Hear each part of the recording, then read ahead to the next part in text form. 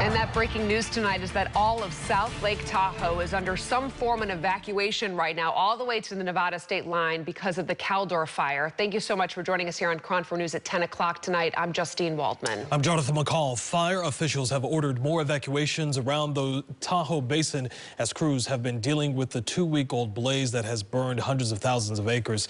Tonight, officials say the fire more aggressive than anticipated as it continues to edge toward Lake Tahoe. So CAL FIRE announced new evacuation warnings and orders in El Dorado and Alpine counties. We're putting up that information for you right now so you can see where they're talking about right now. The most important thing to note is that there's an evacuation order. That means you need to leave now, and then the evacuation warning means be prepared to leave at a moment's notice. For that order in El Dorado County, it's for the Dissolution Wilderness all the way to the watershed, right to the Wilderness Bounty. But for Alpine County, which is Highway 89 south from Luther Pass Road to the Pickett's Junction, west then on Highway 88 all the way to Kirkwood. So this includes Kirkwood Ski Resort and Caples Lake. That's in Alpine County. That is under the evacuation order right now. So if we're talking about the evacuation warning, if you are in El Dorado County, that includes the remaining area of the Lake Tahoe Basin from the Alpine El Dorado County line to north along the California-Nevada state line to Lake Tahoe, north along the water's edge to the El Dorado-Placer County line, then west along the El Dorado-Placer County line to McKinney Lake. In Alpine County, that includes Highway 88 at Forestdale Road, west of Forestdale Road, and south of the Pacific Crest Trail crossing, west of the Pacific Crest Trail to the Summit City Canyon Trail, west of the Summit City Canyon Trail, and south of the El Dorado Stanislaus National Forest line, south of Armstrong Summit to Woodfords to Forestdale Road, north of Highway 88 and Highway 89 to Armstrong Summit. There is a map that shows the area. If we can put that up, showing us the red and the yellow, that might make it a little bit easier for people to understand the map showing us where the evacuation orders are. That is the yellow area, which is under the evacuation warning, saying that those are the spots that need to be prepared to go. The red, I believe that's the spots that need to be evacuating now. And there is some concern that all the smoke in the area is making it really dangerous for people to be driving out. And this has been a concern the last few days for a number of folks who have been in that area as we've been watching the flames from the Caldor Fire inch very closer to the Tahoe Basin.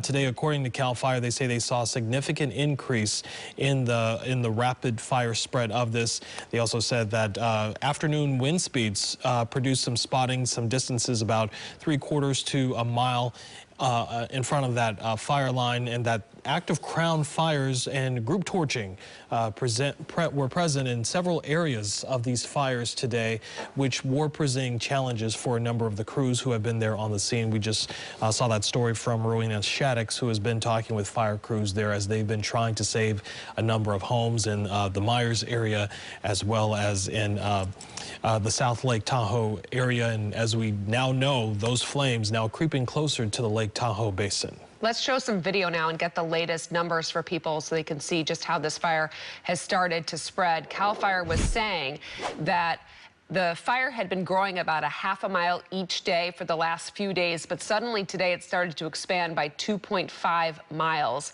It is 19% contained, but it's already burned 245 square miles. More than 600 structures have been destroyed, and about 18,000 more are under threat. CAL FIRE was saying tonight that this fire has become more aggressive than anticipated, and it's continuing to edge towards Lake Tahoe tonight, and it's already been burning now for 2 weeks. And then once again, we were talking about those concerns with officials. That was their biggest worry over the last few days, really, is that those flames were getting closer to Lake Tahoe. They were telling folks, be ready to go at a moment's notice in case things did get out of control, and it appears that the worst possible scenario is now becoming a reality. Those evacuation orders and warnings now in effect for folks to South Lake Tahoe and in the Tahoe Basin. So if you had plans to go up there, a lot of folks were thinking about doing that for Labor Day weekend. You likely will not be able to go up there. And we know that a number of highways in that area have already been closed for a number of weeks because of those fast-moving flames as well. And there's some concern about what is next for the area. A red flag warning starts at 2 o'clock tomorrow and lasts until Tuesday night.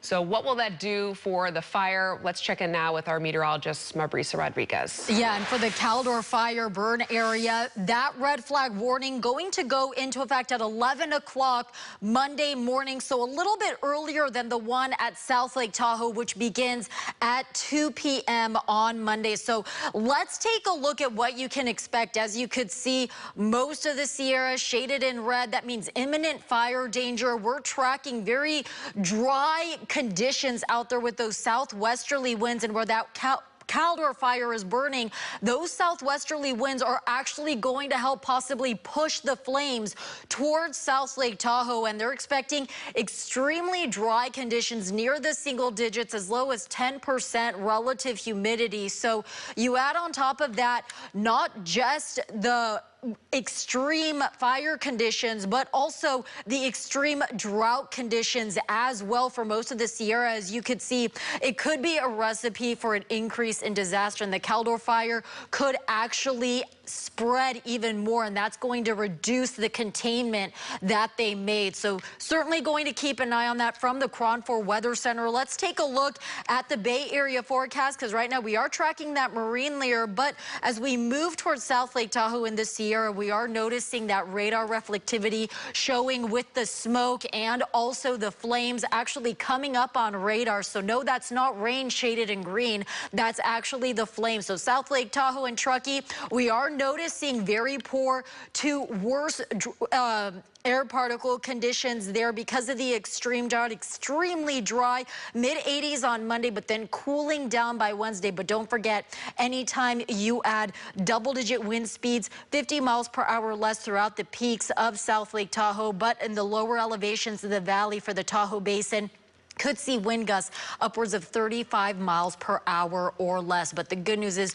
we are tracking cooler weather, which should help to maybe bring some more moisture in that area. But as we know, we're in summer, so not expecting any rain there anytime soon. Back to you, Jonathan and Justine.